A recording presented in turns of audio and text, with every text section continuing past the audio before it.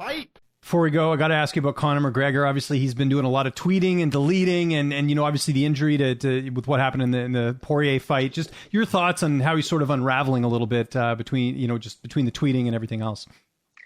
Yeah, man, it's just, I guess, it's not that surprising. Some of the stuff that he says it is still surprising. It's funny how after so many years he can still make you be like, whoa, where's he going with this? You know what I mean? But I guess, hey, people are just going to do what they want, stay in the headlines. And while you're injured, you can't do anything active to stay in the headlines. So you may as well get them Twitter hands going and whatnot. But whether he's still trying to build that fourth fight, you know what I mean, with Poirier. Again, obviously he's always thinking ahead, but I don't know. I don't know if there's a bit of both. Thinking ahead and then obviously, he's a bit hot-headed sometimes, that taken over at the same time. That's why he's tweeting and deleting and things like that. So it's hard to get a read on him, to be honest.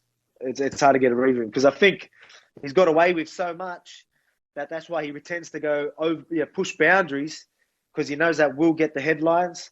And for some reason, people eventually accept that anyway. He's done some crazy things and then people forget about it.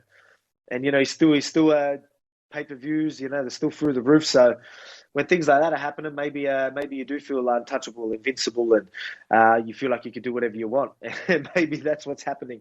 I don't know. But there is some crazy things that he says that sort of blows me out.